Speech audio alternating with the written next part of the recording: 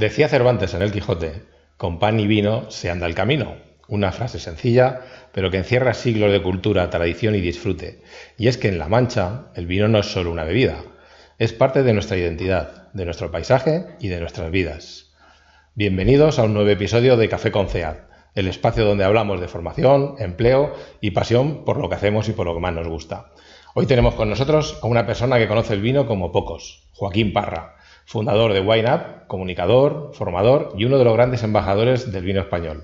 Buenos días, Joaquín. ¿Qué tal? Muy buenos días. ¿Cómo estás? Muy bien. Muchas gracias por invitarme a participar en este Café con CEAD. Nada, agradecidos de que hayas hecho un hueco en tu agenda y, cómo no, íbamos a hablar de vino en la zona en la que estamos, en esta tierra manchega de Quijotes y Molinos. Aquí el vino lo es prácticamente todo, es decir, si no es hoy la fuente principal de ingresos, yo creo que ha sido el combustible que ha permitido que otras empresas desarrollen toda su estrategia, porque al final el vino directa o indirectamente pues marca una comarca como es la nuestra, la de La Mancha. Muy bien. ¿En qué momento decides dedicarte al mundo del vino? Bueno, pues no hay un momento concreto. Yo creo que desde que nací viviendo aquí sabía que una de las salidas profesionales más viables precisamente era la de dedicarme al vino. De primera, digamos, de mi padre y mi madre no eran viticultores, pero mi abuelo por parte materna sí que era viticultor y tenía bodega, como tantos y tantos viticultores de la época. Y bueno, pues mi madre sí que me contaba muchas historias y anécdotas de mi abuelo, de todo lo que era aquella vida dentro de una casa que tiene una bodega.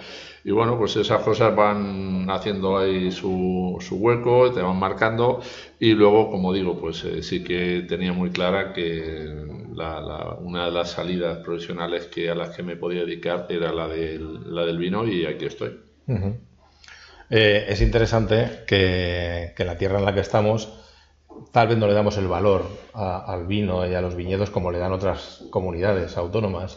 Sí, porque bueno, lo tenemos, yo creo que también la forma de ser del manchego en sí, yo creo que es muy conformista.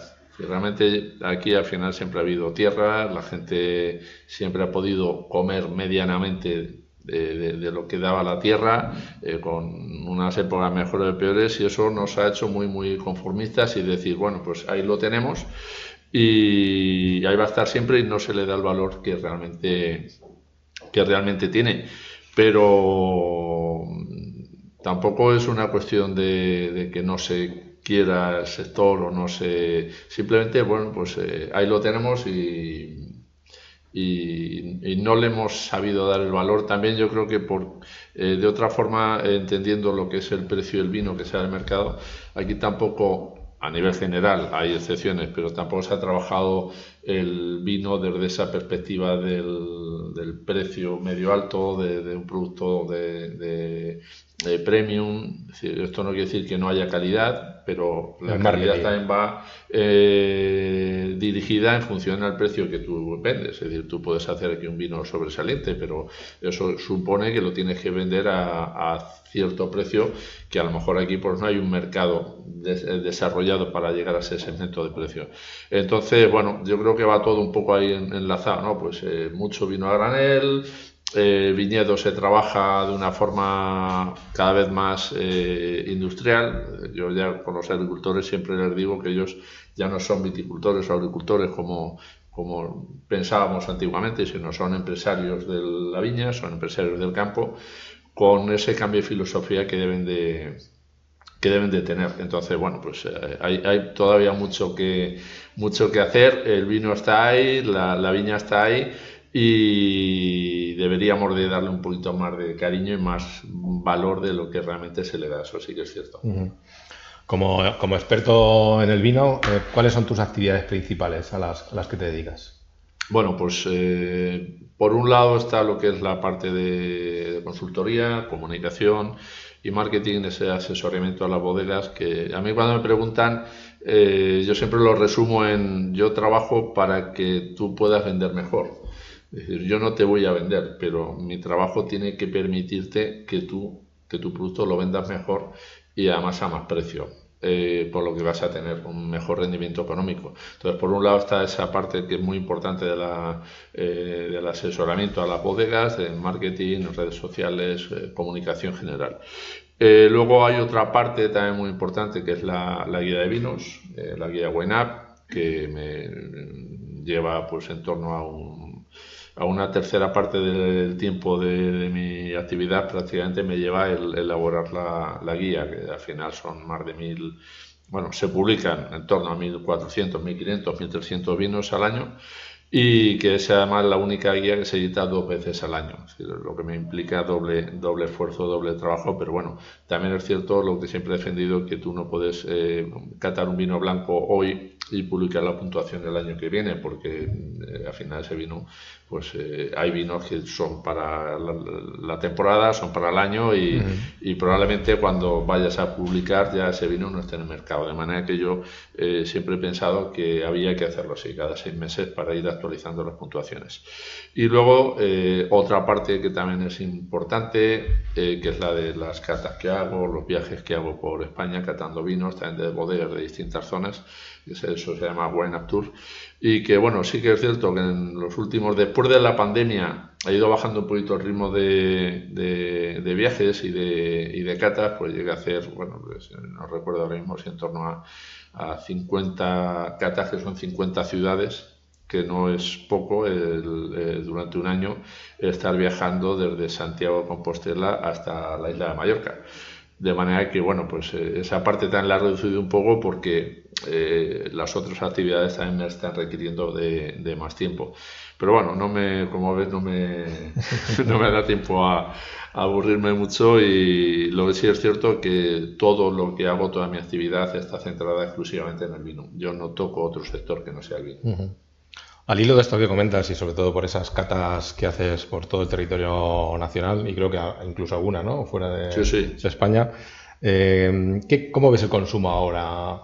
La percepción a lo mejor es que han aumentado el consumo de blancos, las mujeres consumen más vino que antes y tal vez toleran mejor el blanco que el tinto. ¿Qué información tienes al respecto? A ver, hay una cuestión que es muy lógica, que decir, hay un cambio, es decir, estamos cambiando constantemente de generaciones, es decir, los mayores se van yendo, van saliendo van llegando nuevas generaciones a esa edad adulta, a partir de 18 años, que es la edad legal de beber. Empiezan, bueno, pues pueden empezar por esos vinos frisantes que antes no existían, es decir, que realmente antes lo que había era el vino con gaseosa o el vino con Coca-Cola y ya está. Pero bueno, ahora hay una oferta de vinos más dulces, más asequibles en cuanto al paladar para una persona que se adentra en el mundo del vino, y que luego pues se van quedando un poco en esa sensación de los vinos más frescos. Por ahí entra un poco ese incremento del consumo de los vinos blancos. Yo cuando empiezo en el sector en el año 1998, prácticamente el consumo era un 85% de vino tinto y un 15% de vino blanco, rosado y espumosos, y ahora estamos ya casi en paridad de vinos tintos contra los vinos blancos, espumosos y rosados. Es decir, hay un cambio en el consumo muy importante, que además eso se está notando también ahora en las bodegas, en un exceso de oferta de vinos tintos y una demanda cada vez más creciente de vinos blancos, algo que para nuestra zona es muy bueno, que hemos sido siempre históricamente productores de vinos blancos, aunque aquí también es cierto que desde el 2000 se hizo un cambio bastante importante en lo que es la configuración de la viticultura, y se perdieron más de 250, 260.000 hectáreas de la variedad Airén, que fueron suplidas por variedades principalmente tintas, algunas blancas como el Sauvignon Blanc, Chardonnay, Viognier, pero principalmente tintas. ¿Por qué? Porque cuando tú plantas una viña, tú tienes que tener en cuenta que el mercado al que va a ir ese vino van a pasar 6-7 años para que esa uva se convierta en vino y ese vino llegue al mercado. Y obviamente esto es hay un cambio muy importante en 8 años en una sociedad como para asegurar que lo que hoy estás plantando en 8 años sea lo correcto. De hecho, ahí tenemos un problema que surgió cuando el año de la crisis o esa época de crisis del 2008 en la que las bodegas estaban hasta arriba de vinos que eran los vinos que se bebían entonces o los que más se demandaban y de más precio, los reservas y grandes reservas. Y cuando llegó el momento de la crisis y cayó la economía como cayó, pues esos vinos se quedaron fuera de juego. Bueno, se vendieron, sí, pero no al precio que se pretendían o que estaban pensados venderse, y en mercados donde hubo que hacer mucha inventiva para llegar a otros mercados que antes no era necesario porque aquí tenemos el consumo. Entonces hay una evolución lógica y normal, como la tenemos en la sociedad, como la tenemos en el uso de las nuevas tecnologías, de los móviles, de todo. ¿El consumo a nivel mundial está paralelo al consumo a nivel nacional? ¿O europeo? Bueno, a ver, habría que analizar también los países de mayor consumo, y España no está entre los 5 o 6 países de mayor consumo, no sé, ahora mismo está en el 9º o el 10º consumo per cápita, pero bueno, más o menos sí que hay una tendencia muy homogénea en todos los países. Y lo que hay, claro, es está ya constatada una realidad, y se habla que hay un descenso de consumo de vino a nivel mundial de en torno al 1% anual. El 1% parece que no es mucho, pero es una barbaridad. Cuando hablamos de vino, estamos hablando de muchísimos millones de litros de vino, y que además yo siempre hago estos cálculos. Yo no me quedo con el 1% de unos intereses, yo me quedo, no, es un 1% mensual, ya, pero al año estamos hablando de un 12%. Que es ya muchísimo. Pues el 1% de consumo anual, de un descenso anual en 10 años es el 10%. Y eso rompe cualquier estructura económica y financiera. De hecho, hay bodegas que están en crisis, bodegas importantes que están en crisis, como hace poco leí una noticia de Norton es el de los el antivirus. No me acuerdo ahora mismo cómo es la bodega. Una bodega argentina de las más importantes, y está en concurso de acreedores. Y en España también hay algunos casos también de bodegas de peso que están en venta, de manera que hay un cambio o ERES que se están viendo en grandísimas bodegas de España, y esto al final se puede reaplicar a cualquier otro país y zona productora. Estamos en una época, una coyuntura de crisis, eso es innegable, pero yo siempre pienso que las crisis son épocas de oportunidades. Vamos un poco a la parte formativa, que es a la que nosotros nos dedicamos. Nosotros tenemos aquí formación de servicio de vinos para el sector de la hostelería, análisis sensorial de vinos, incluso cata comentada. ¿Cómo ves al sector de la hostelería en cuanto a la formación que tienen o que deberían tener a la hora de poder ofertar un vino? Porque es muy importante que alguien te asesore en ese momento, porque la gran mayoría no tenemos ni idea de los vinos. O sea, hay mucha gente que empieza a oler y empieza a decir las frases típicas, aterciopelado en el paladar, pero que no tenemos ni idea del consumidor habitual. Entonces sería importante que la figura de la restauración estuviese formada para poder encajar o maridar un vino con lo al consumidor no hay que exigirle nada, cada uno entiende de lo que le gusta, pero se lo tenemos que poner fácil. Y ahí sí que es cierto que para mí en hostelería está todo por hacer en cuanto a formación. Sí, todo por hacer. Sí que es cierto que también tienen unas particularidades en cuanto al empleo. Hay mucha rotación, hay mucho cambio del personal y gente que entra y sale del sector de la hostelería.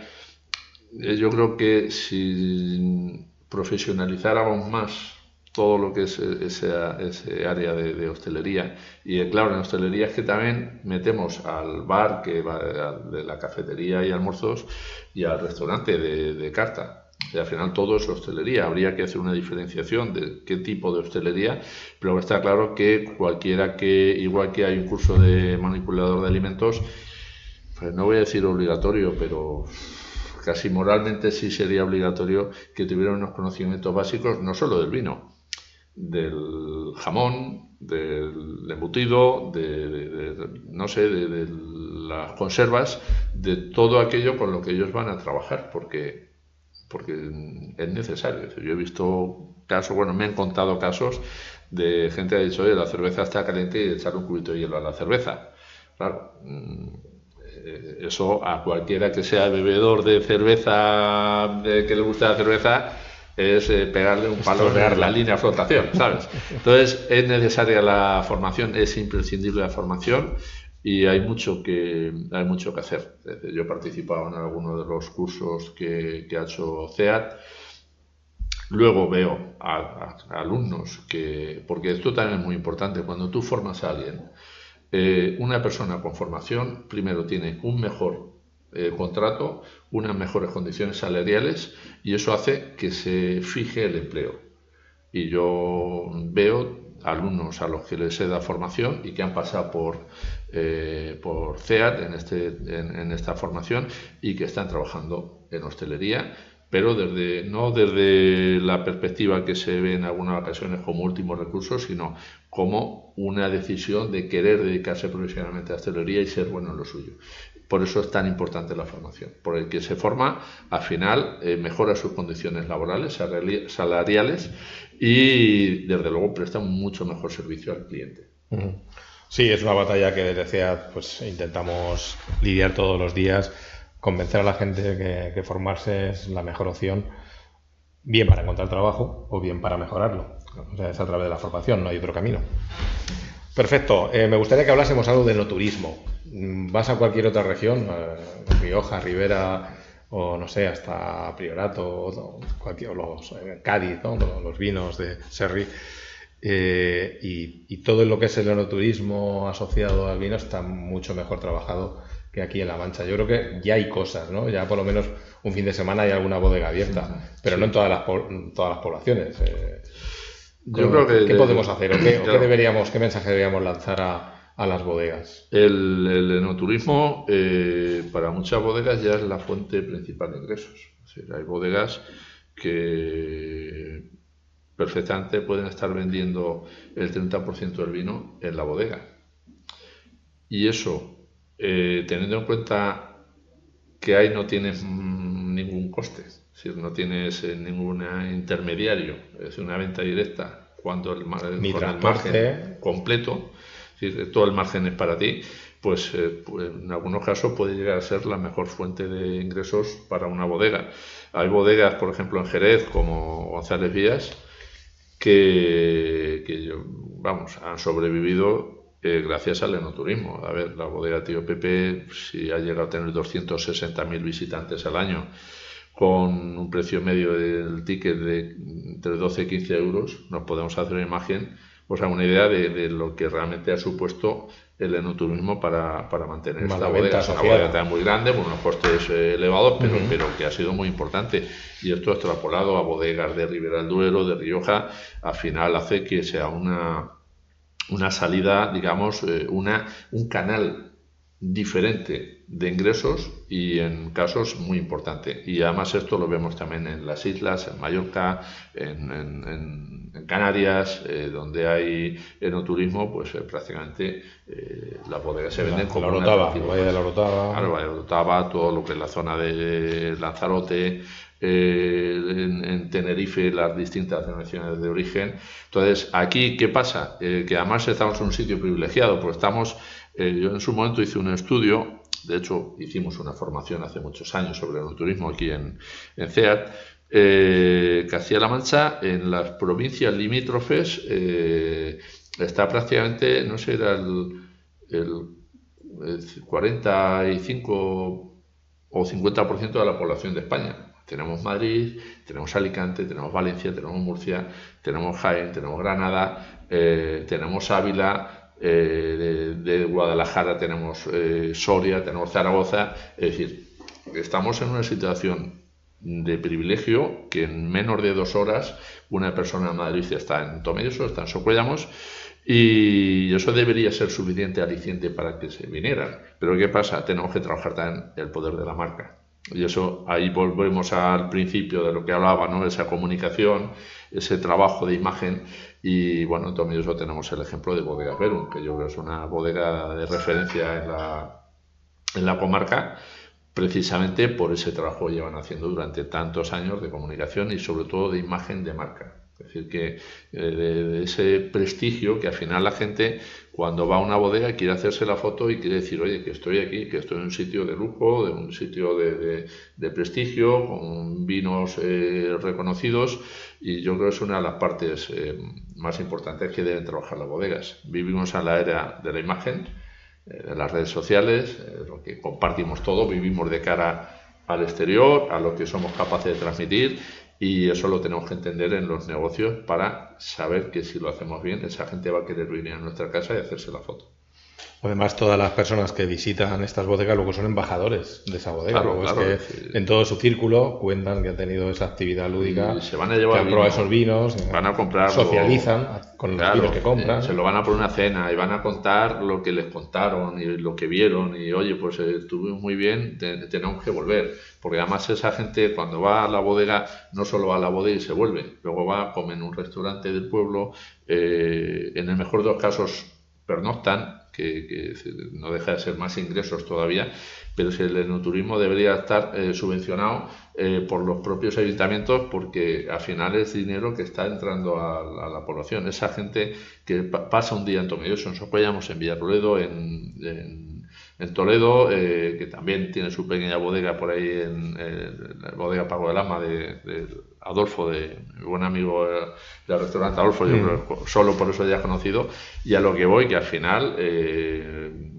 es una fuente, cuando no hay otra cosa más potente de turismo, pues hay que tirar al enoturismo y hacerlo, digamos, de una forma muy coherente y pensando que tenemos que hacer una imagen importante de marca. Te voy a hacer una pregunta ahora muy difícil, porque habrás probado miles de vinos, pero dinos algún vino que te haya marcado en tu vida. Bueno, pues fíjate, uno de los vinos que más me acuerdo y que precisamente yo creo que fue el primer gran vino que bebí, fue un vino de la marca Zambujeiro de Portugal.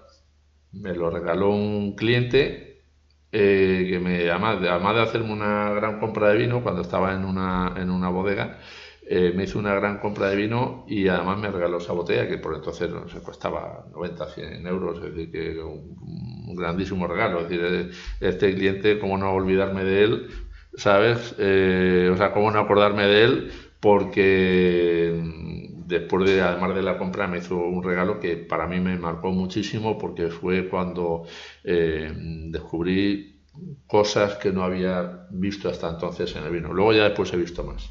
Pero para mí ese primer vino, luego ya por supuesto pues todo lo que es la parte de vinos de Jerez, cuando te vas profundizando, soy un amante de ese estilo de vinos. Y de nuestra zona, bueno, yo creo que por poner un vino de aquí, pues bueno, he hablado antes de la referencia de Verum, pues para mí el Airén que tiene Verum, las tinadas de Airén de Piefranco, para mí es una de las mejores referencias que podemos tener de nuestra zona, de lo que se puede hacer cuando se quiere elaborar un gran vino. Cuéntanos alguna anécdota graciosa que te haya pasado en alguna de tus catas o en tus formaciones, que seguro que alguna tienes. Bueno, hay muchas, porque realmente en las catas, lo que comentaba antes de Buenatur, pues ha habido más de 460 catas diferentes. Esas solo del Buenatur viajando por España, más luego todas las que he ido haciendo para otras organizaciones, ayuntamientos o aquí en mi sala de catas. Sería difícil quedarme con una, porque ha habido de todo. No sabría decirte. Si realmente cada cata siempre ha sido un aprendizaje. Yo siempre he aprendido más de las preguntas más sencillas, porque, por ejemplo, cuando alguien te preguntaba, oye, ¿pero qué le añaden al vino para que huela así? Si cuando alguien te pregunta eso, tú te das cuenta el nivel de desconocimiento que hay. Y es importante que la gente pregunte eso, ¿Por qué? Porque te permite explicar cosas que damos por supuestas y que necesariamente deberíamos explicar. O en la formación que hemos hecho aquí en CEAD de servicio de vinos, pues ser consciente de que una persona no sabe leer una etiqueta de vino, no sabe interpretarla. Cosa que para ti es decir, ¿cómo no van a saber interpretar una etiqueta? No saben diferenciar lo que es la marca de lo que es la bodega, cosas muy aisladas, ¿no? Pero eso es lo que te demuestra lo necesaria que es también la formación y lo buenas son las catas. Es decir, ahí al final... bueno, mira, te voy a contar una que esa sí fue bastante, me acabo de acordar. Yo hablo de los milagros del vino. Estaba en una cata, además estaba en Alcalá de Henares, estaba con mi sobrina que vive allí y había ido su jefe. Mi sobrina trabaja en una autoescuela, ahora ha cambiado de autoescuela, bueno, ha cambiado porque está con en la de su marido, pero donde estaba antes, que tiene muy buena relación con la gente que estaba antes, pero bueno, el jefe iba con muletas. Había tenido una operación en la rodilla, iba con una muleta solo. Y al terminar estábamos fuera hablando, despidiéndonos, fuera del restaurante y tal, y llega el hombre, se va, oye, pues está muy bien, y se va andando. Y a los 2 minutos vuelve y dice, me he dejado la muleta. Entonces al final dice, oye, pues mira, los milagros del vino, cómo te haces que te olvides de todo, hasta de los dolores y de cualquier limitación. Y bueno, pues eso sí que fue una de las cosas que hay graciosas, pero te digo, ha habido muchísimas anécdotas que darían para un libro, que no descarto que en algún día lo plasme porque dice mucho, ¿no? Al final, después de tener esa trayectoria, ¿no? Pues tiene muchas cosas que contar. Corre un vídeo por las redes sociales de hace tiempo, no de ahora, que sale una mujer diciendo que había probado un vino y que le había gustado mucho. Entonces dicen, ¿era tempranillo? Dice, no, era las 11 de la mañana. Era las 11 de la mañana, sí, tenía que ser tempranillo seguro. Tempranillo no era ya media mañana. Hay de todo, ¿no? Porque yo creo que al final el sector del vino, es decir, claro, es una nomenclatura propia, tiene una filosofía, es decir, hay muchas cosas y también hay mucho tonto, para que nos vamos a engañar. Estamos de todo, ¿no? Hay o te encuentras con algunas personas que de tan pedantes hacen el efecto contrario, que la gente no se quiere acercar al vino. Entonces yo creo que hay que tratarlo con total naturalidad, reírse de las cosas graciosas y no darle algo tan serio y formal solo en el momento que sea necesario dárselo, porque si no al final va a hacer que la gente se vaya de otras bebidas. Uh-huh. Y ya para terminar, Joaquín, ¿qué consejo le darías a alguien que es novato o novata en el mundo del vino y cuando llega a ver una carta no sabe qué pedir, se abruma, ¿no?, de tantas referencias y blancos, tintos, rosados, espumosos? Bueno, ¿qué consejo le darías al consumidor? Se deja aconsejar. Tú cuando vas al médico vas y preguntas, o cuando vas a comprarte, no sé, algo en la tienda de deportes y tienes una duda, si una bici u otra, o un aparato u otro, pues vas y preguntas al que entiende. Pues aquí lo mismo, que pregunta al que entiende, pero esto también tiene una cara B, y es que el que te lo esté ofreciendo entienda, y por eso es tan buena y tan necesaria y tan importante la formación. Además, podemos romper el mito de los blancos son pescados, ensaladas y los tintos carnes. Sí, por se puede romper, ¿no? Se puede romper. Te puedes tomar un tinto con un pescado perfectamente. Por supuesto. Sí, además yo de hecho en los maridajes, cuando hago catas y tal, yo pongo, por ejemplo, a mí el bacalao me gusta mucho, lo suelo poner con tinto. O sea que eso ya hay que olvidarse, y tintos, o sea, y blancos en verano no te apetece un tinto y te bebes un buen blanco con fermentada en barrica con un chuletón de ternera. Sí, por supuesto. Perfectamente. Pues Joaquín, nada más. Muchas gracias por acompañarnos en un episodio más de Café con CEAD. Como sabes, esta es tu casa y esperamos que vengas a ilustrarnos con tu sabiduría en el mundo del vino en próximas ediciones. Muchísimas gracias. Y al resto, pues nada, no os perdéis este podcast y los siguientes que tendremos, que van a ser muy interesantes. Y hasta la próxima. Un abrazo a todos.